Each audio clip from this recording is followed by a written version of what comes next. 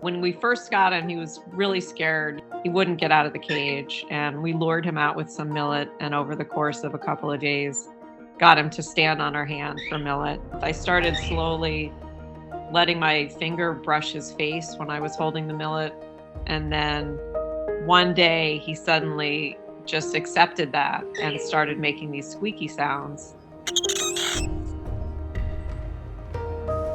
which I'd never heard from my other cockatiels. And he just seems so ecstatic when he's getting a head scratch.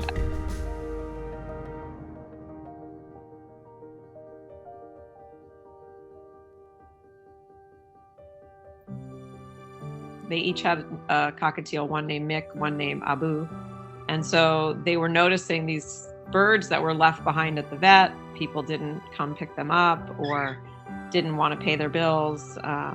And they started this rescue specifically for cockatiels at first, and then it branched out into all companion birds. And a lot of people, when they go to a shelter, don't know that most shelters, that, at least in the Bay Area, have birds. You know, you can't take a cockatiel that you find on the street to a wildlife center.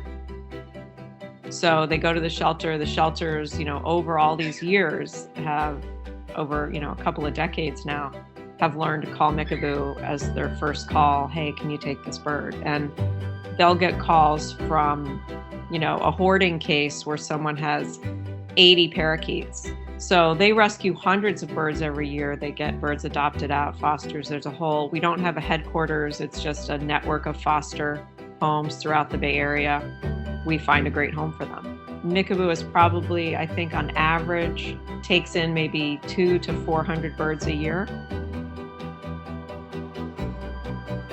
Even now with Forrest, after all these years, sometimes I just tear up, when he puts his head down. I think, you really trust me that much, after all you were been through with, who knows what he went through in that car and for how many years.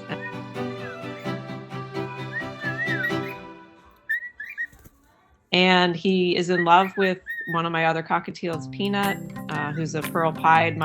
The foster mom said that he always prefers pearl pied.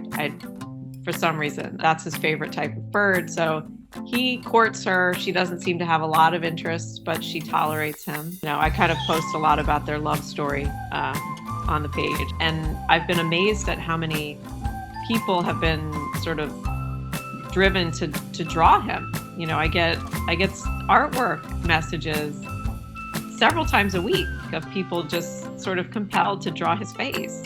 But I also love that he's touched a lot of people. I think a lot of people see in his story just this sense of being a survivor and looking at the bright side, I guess. And I get messages every day of people saying that it just makes their day to see a picture of him smiling